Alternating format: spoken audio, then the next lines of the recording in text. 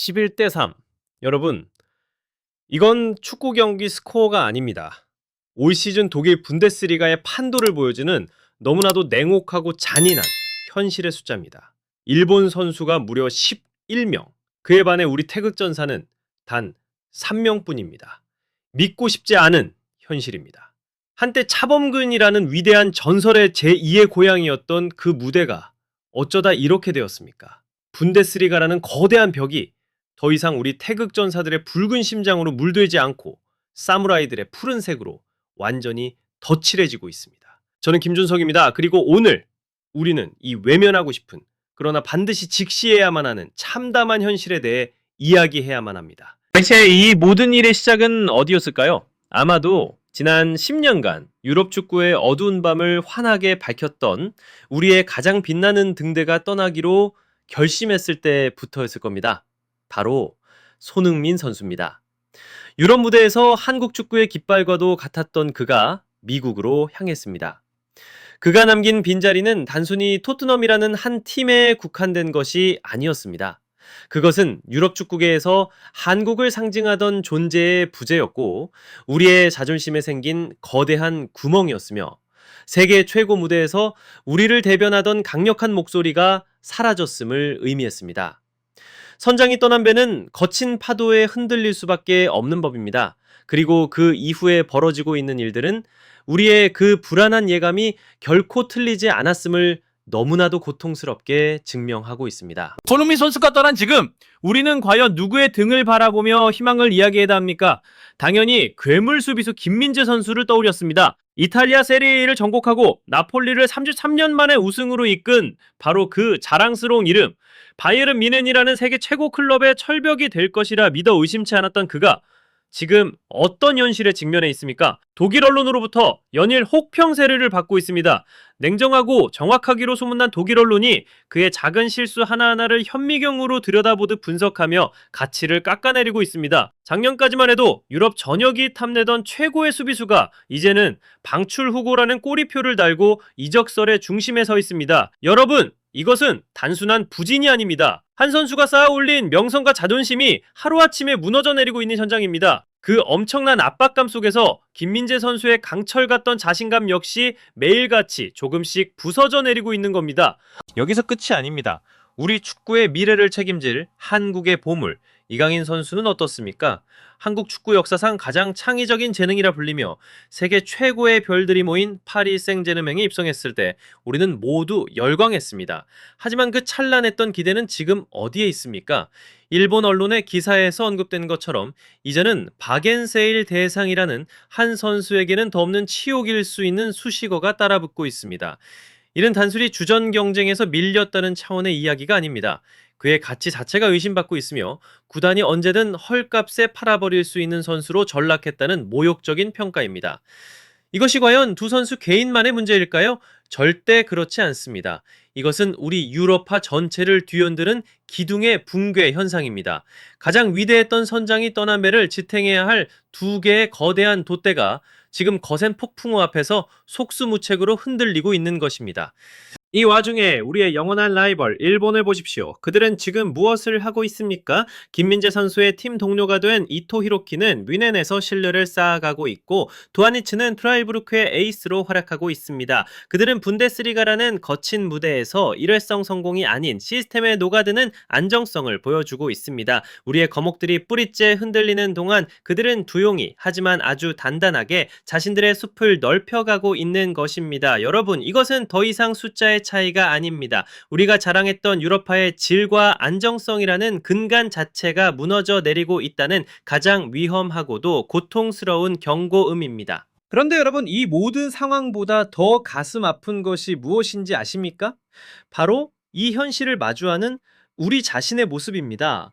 일본의 한 언론은 우리 언론과 팬들의 반응을 아주 날카롭게 꼬집었습니다. 그 기사에 인용된 한마디.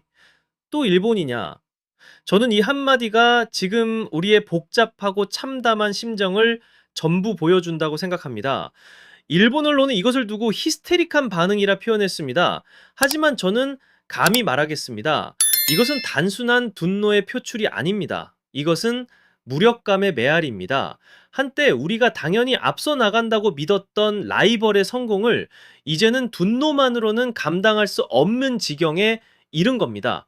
속으로는 질투심과 자괴감마저 느껴야 하는 현실. 바로 이 순간 그들의 시스템이 우리보다 더 잘 작동하고 있다는 것을 고통스럽게 인정해야만 하는 그런 감정인 것입니다. 우리가 분데스리가의 11대 3이라는 숫자를 보며 한탄하고 이 현실에 대해 원성을 토하는 것, 그 분노의 화살이 과연 일본에게만 향하고 있는 것일까요? 아닙니다. 결국 그 화살의 끝은 우리 스스로를 향하고 있는 겁니다. 왜 우리는 이렇게 뒤처지게 되었는가? 바로 이 뼈아픈 자책이자 우리 모두가 답해야만 하는 질문인 것입니다. 자, 이제 현실을 냉정하게 직시해야 합니다. 일본은 더 이상 한두 명의 반짝이는 천재 선수에 의존하는 팀이 아닙니다. 그들은 유럽 무대에 꾸준히 그리고 체계적으로 재능 있는 선수들을 공급하는 거대한 인재 생산 라인을 구축했습니다. 마치 화수분처럼 마르지 않는 샘물같이 말입니다. 기사에서 언급된 이름들을 보십시오. 뮌헨의 이토 이로키, 프랑크푸르트의 도안 리츠, 마인츠의 사노 카주리, 무헨 글라트바흐의 마치노 슈토와 후쿠다시오. 이 이름들은 단지 13일명이라는 숫자를 채우기 위한 명단이 아닙니다. 그들은 각자의 팀에서 주전으로 혹은 중요한 로테이션 자원으로 확실하게 자리를 잡고 있는 선수들입니다. 그들은 단순히 유럽에 진출한 것이 아니라 유럽 리그라는 시스템 안에서 생존하고 증명하고 있는 겁니다. 이것이 바로 일본 시스템의 무서운 저력입니다. 그렇다면 우리는 지금 어디에 서 있습니까?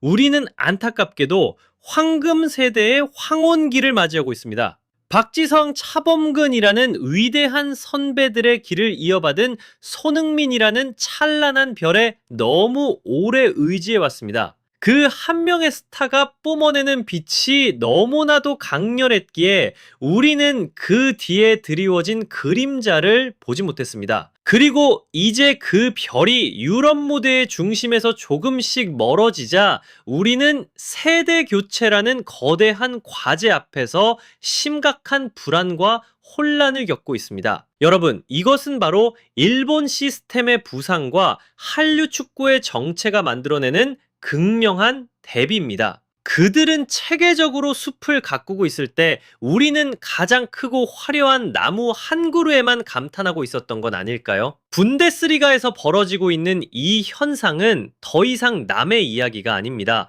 바로 우리의 현실을 비추는 거울입니다.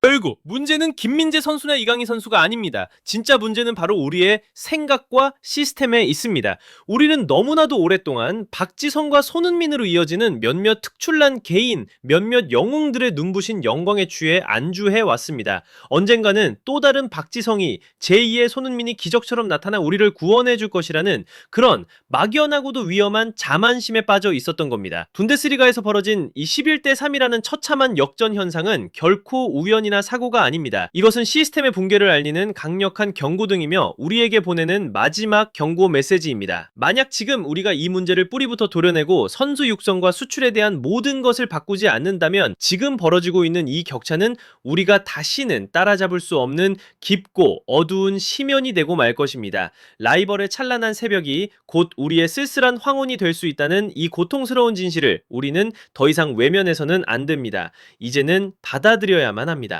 오늘의 이스라엘 이시페는 너무나도 비싼 수업료를 치르는 것과 같습니다. 하지만 동시에 이것은 반드시 필요한 과정입니다. 우리는 이제 라이벌의 성공을 보며 질투와 분노가 아닌 배움의 자세로 그들을 정면으로 바라봐야 합니다. 우리의 시스템을 처음부터 다시 세워야 합니다. K리그에 그리고 우리의 어린 유소년 선수들에게 보여주기식이 아닌 더 실질적이고 장기적인 투자를 해야 합니다. 이제는 더 이상 제2의 누구라는 한 명의 영웅을 기다리는 일을 멈추고 모두가 함께 강해지는 강력한 하나의 팀을 만들어야 할 때입니다. 저는 믿습니다. 비가 온 뒤에 땅은 더 굳어지는 법입니다. 우리가 진정으로 한국 축구를 사랑한다면 그 뜨거운 사랑은 우리에게 더 강해져야 할 이유와 용기를 줄 것입니다. 이것이 바로 우리 축구를 향한 애정과 깊은 걱정에서 나온 저의 다소 거칠고 직설적인 진단입니다. 여러분은 어떻게 생각하십니까? 이 문제의 가장 깊은 뿌리는 과연 어디에 있다고 보십니까? 여러분들의 날카로운 의견을 아래 댓글로 남겨주십시오. 그리고 저희 풋볼파이어의 뜨거운 분석을 놓치지 않으시려면 좋아요와 구독 버튼 잊지 마시기 바랍니다. 지금까지 김준석이었습니다. 다음 시간에 다시 뵙겠습니다.